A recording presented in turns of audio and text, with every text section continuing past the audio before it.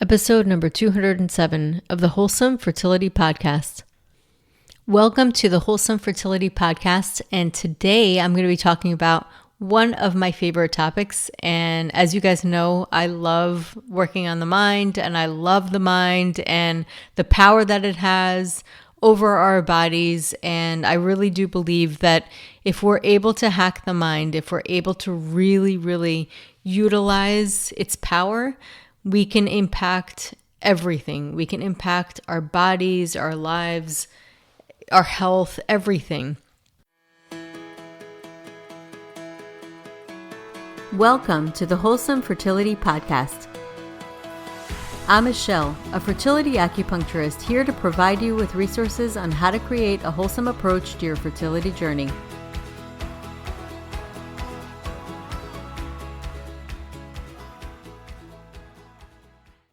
I'm actually really excited because I'm about to go to a week-long retreat with Dr. Joe Dispenza.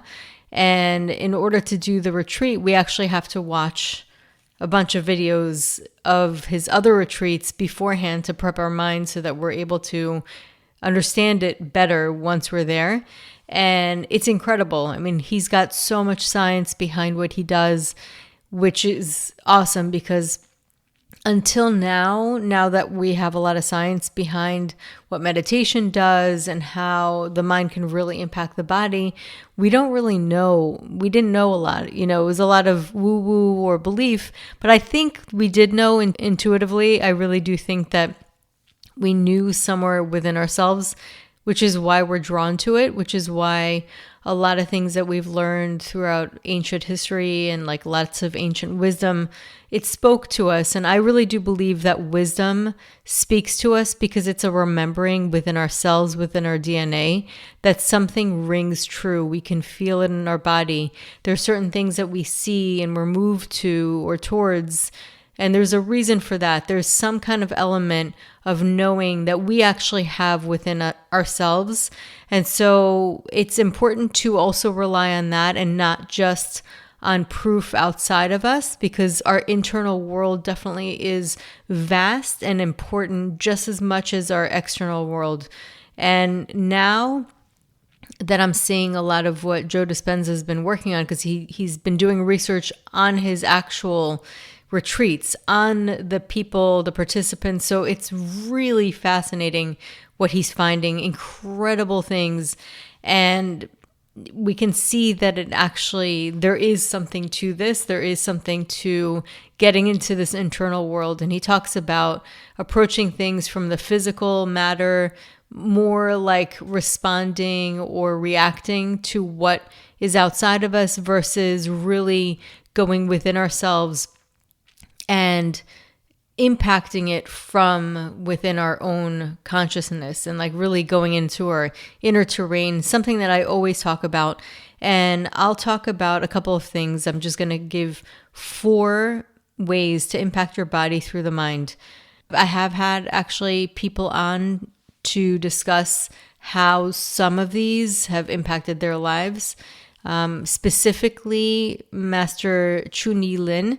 He is a Qigong master. He talked about one of them. So I will talk about that in more detail as I progress. So the first thing I want to talk about is the use of non-resistance.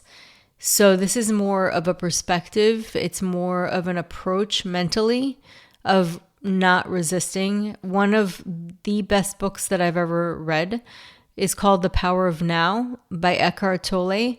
He talks about how he had this great awakening. And one of the first things that he heard in his mind when he had this awakening, this basically is an awakening that he had after being really depressed and feeling really heavy and saying, I cannot stand myself anymore. And the thought of the I cannot stand myself got him to think like, well, who am I? Which one am I? Am I the I that can't stand myself?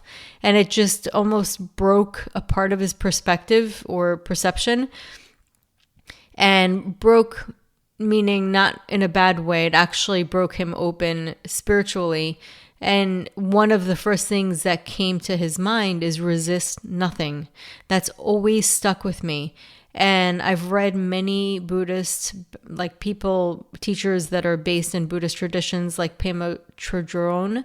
And she is a Buddhist monk, and she talks about the power of stay and being in a state of allowing whatever it is to come up without resistance. And another book that talks about that is The Untethered Soul by Michael Singer. Incredible book.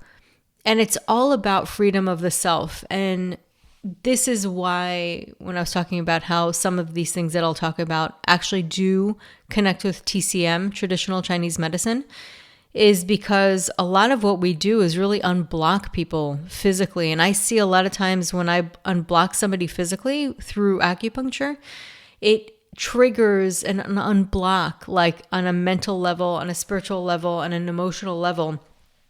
So it's so intertwined that if you unblock it from the mental level through things like meditation or non-resistance, really emotionally allowing yourself to get through whatever emotions come up, then that's going to also impact your body. So it's kind of like this two-way connection. It's two-way relationship. So one impacts the other. It's not separate, and it doesn't go one way. It doesn't have to be just from the physical to the mental. It could be from the mental to the physical.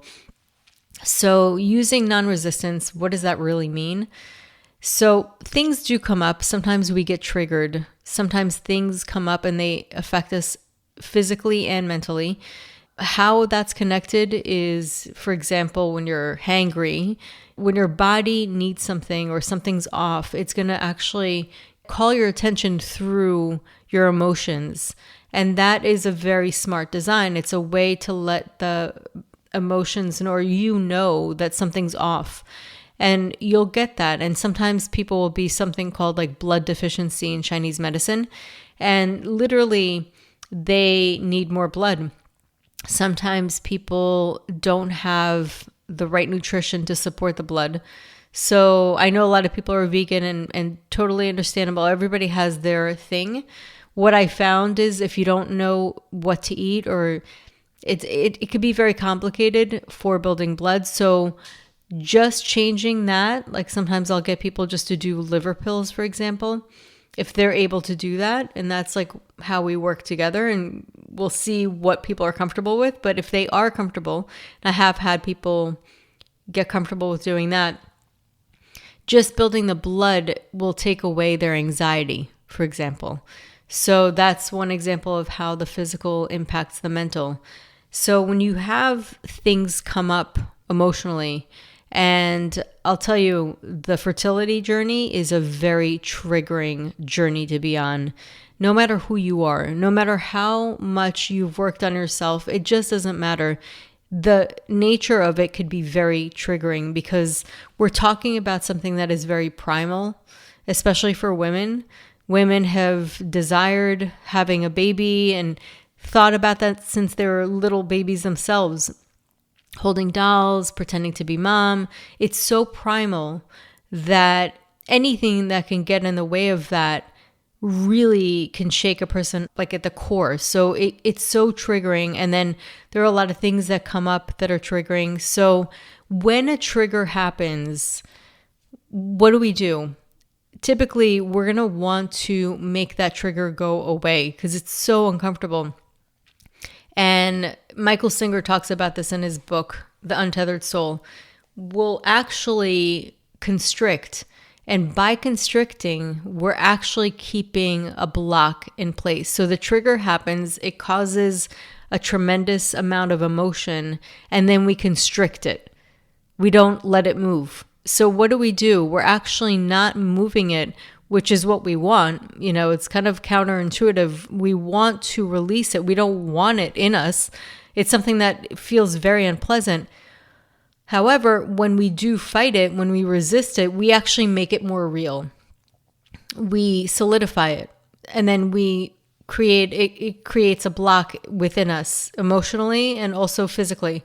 So the way to approach this, if you do want to try this, is not always easy, but it's really allowing yourself to embrace whatever it is that comes through. So, and this is definitely not something that everybody's ready to do, and you have to be ready and like willing. It could be something that you feel aligned with, but sitting with it in meditation, or even just sitting silent, you don't have to go through a whole meditation, just sitting with the feeling, allowing it to come through you. So it can come out in the form of crying or writing, or just really looking at, just allowing it to move through. And through that, I've talked to a lot of people about this, you get the sense of liberation, because it's like this release that you're finally allowing yourself to really get out, and allow it also to act itself out, if that makes sense. Go through the motions, whatever it needs to, in order to be released. So non-resistance is really just embracing the moment for what it is, as hard as it is, just sitting with it, just really sitting with it. And when you do that, a power comes over you. You get the sense of empowerment where something's not taking over you. You're actually calling the shots and allowing it to come through you. And again, you have to be ready. This is a very personal thing. There's no right or wrong. There's no right or wrong way to do this. So when we are ready to be with it, we're actually choosing a way to let it move through so that it's not stuck, because it's not going to go away by itself.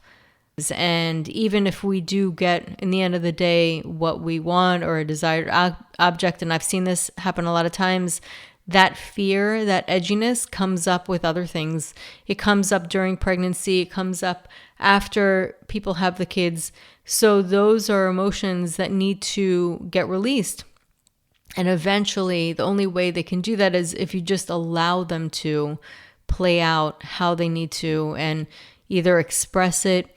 And in some cases, if there's trauma, clearly it's important to speak to somebody who's professional and understands trauma, and that also helps. So it's kind of similar, where you're sitting there and you're allowing yourself to feel the feelings that you're having with a professional present, so that you're able to get the support that you need.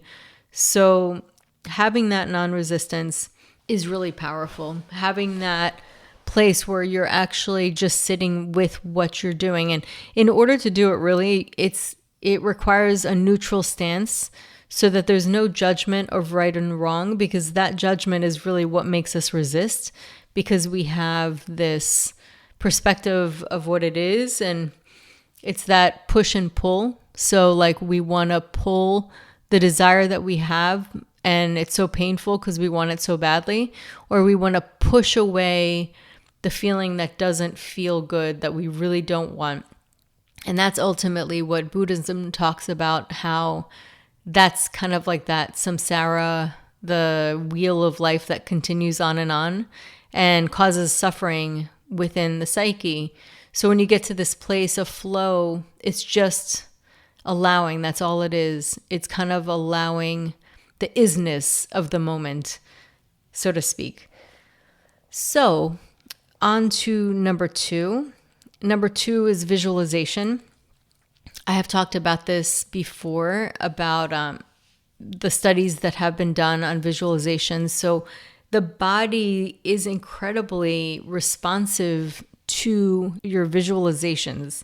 So if you visualize something physically, if you visualize yourself working out, you can actually increase muscle mass. You can actually get yourself to perform better athletically.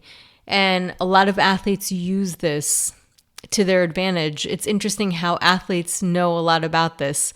I think everybody should know about this. I think they should be talking about this in grade school with everybody, because it's a power we have. And good is it to have this power if we don't even know we have it?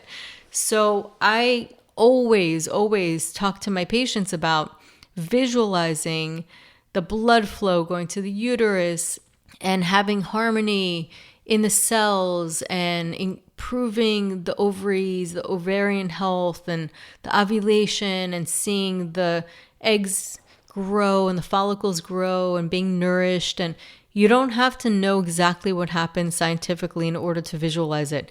You can make it your own visualization. You can see it almost like a cartoon. It doesn't really matter.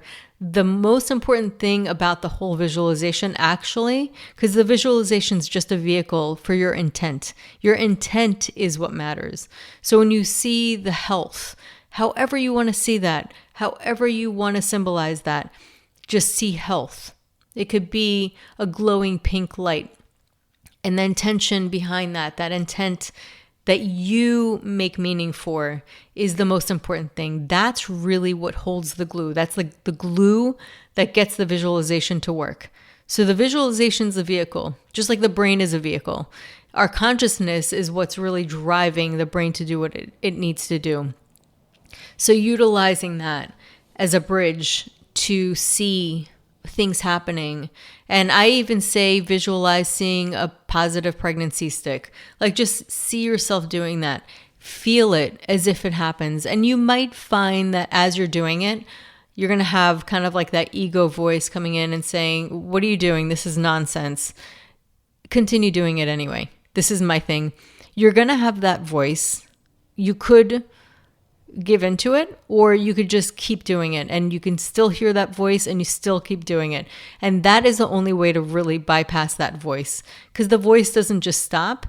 It'll come and go. It may eventually give in, and then the pull to doing whatever you're doing becomes stronger, and you start to believe it, and then you start to see that it actually works, and then that becomes even stronger. So keep doing it, regardless of what you feel, the hesitation that you have. The important thing is just to use it as a practice and not to worry about it feeling perfect all the time or feeling like really believable to yourself. It's really important to just like keep going. But that is something that we know through science can really impact your body, your physiology. So why not use the visualizations and really see it happen? It's really important. And so that's number 2. And number 3, this is a really powerful one. So going back to Master Chun-Yi Lin that I had on the podcast. So in episode number 71, it's called Qigong Babies, and it's with Master Chun-Yi Lin. And he shares really incredible story of him really being sick. I mean, he had such a bad condition to the point where he had arthritis in his knees. He couldn't walk. He got to the point where he was in so much pain, he wanted to cut his legs off. That's how bad it was. And he went to a seminar retreat with another Qigong master in China. And he had a lot of things that happened to him that were very traumatic. And his master said, forgive those who have traumatized you. Forgive them. Practice forgiveness. And that was something that he said, I can't do that because what they did was just unforgivable. He said, okay, so then pretend to forgive them. Say to yourself or say to them, see them in front of you and say, I pretend to forgive you. And forgiveness. So he did this. And after the retreat was one huge thing that lifted so much weight off of him, but he was able to walk. He didn't feel the pain anymore. And it was incredible. It was really transformative, but he said forgiveness. Forgiveness is so healing. We can walk around with so much weight on our shoulders because we're holding some kind of grudge or some kind of anger towards not just other people, but ourselves as well, or a time. And it's really important to forgive if you can. And obviously you have to be ready, because in some cases, if it's really, really severe or traumatic, it really has to come from a personal level. It has to come from you, not from me or anybody else. It has to come from you. But forgiveness has a very, very powerful impact on your body. So that is something that I highly suggest trying. At least try with the people that are like not as severe at first, smaller things, and then you can build yourself up into obviously bigger things when you're ready. But forgiveness is huge. We do hold on to so much. And it's usually people who are very close with us that we have really, really, really deep things with. So having that sense of forgiveness, knowing that we do not have control over everything and that it actually ends up punishing us more than it does the person that we are holding that anger towards somehow. And I know this for myself, I'll speak for myself, but I feel like people are going to be able to relate with this. I personally feel that if I forgive, or I have felt this before when I was doing this work, if I forgive, I'm almost being a sucker. So that's my initial thing. It's like holding that grudge actually makes me feel like I'm being guarded and like protecting myself in some weird way. And realizing over time, no, I'm actually being a sucker for holding on to it and thinking that it's really going to make a difference, because ultimately what it's doing is it actually weakens my energy, it weakens your energy. And people have even done this with muscle testing. They would have somebody think about something that gets them angry and actually makes them physically weaker. So having that, it's like a thorn in your side that you're walking around with that's draining your energy. And in regards to fertility health, in regards to conception, we need so much energy in order to conceive. It really demands a lot of energy in order to conceive, because you're conceiving another being. So anything that's emotional that you're carrying is going to weigh you down emotionally and energetically. So that is number 3. So number 4, which is, I think is just beautiful, is focusing on what you love, because love is life-giving. Love gives you life. It nourishes you. It makes you feel soothed.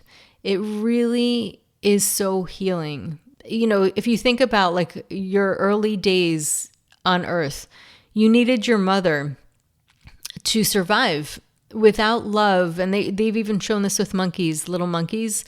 I think they were doing like some experiment where, it's a horrible experiment, where they actually had the monkey connect with a robot that looked like the mother with milk. So they would be able to like get milk from this robot, but it really messed up their well-being. It really, really messed them up.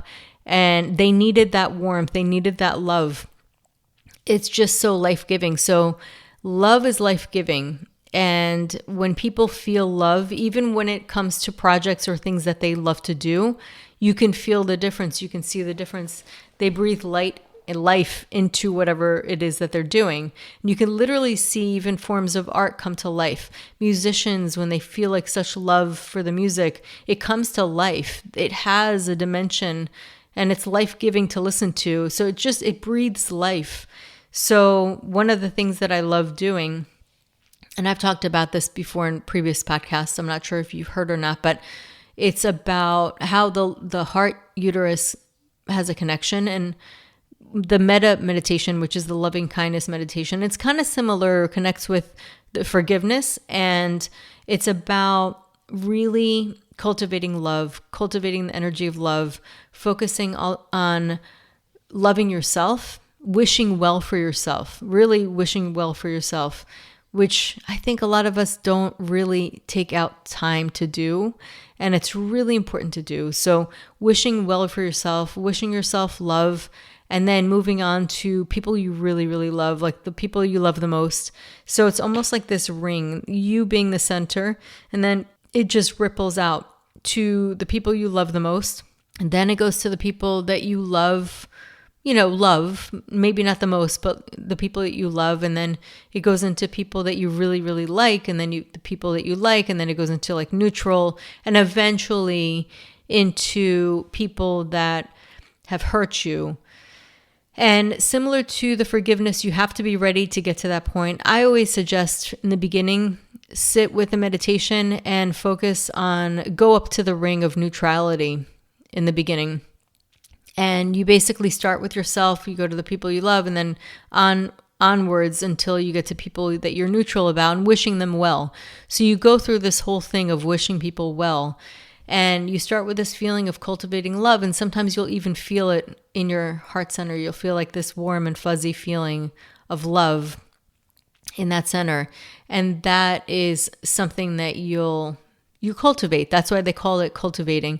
It grows, And when you have that grow in your body, and they actually have seen in studies that it creates a sense of well-being, it's really good for your body. It calms your physiology, which is amazing for hormone balancing. It helps your sleep. It makes you feel connected. So all of these things are like really, really, really healing. So those are the 4 things that I suggest. I mean, there's so many different things, but focusing on those 4 just by themselves can make a tremendous difference if you truly practice it daily and consistently. So I hope that inspired you to try those out and at least to realize that you are so much powerful than you know, because we all are. We're just scratching the surface.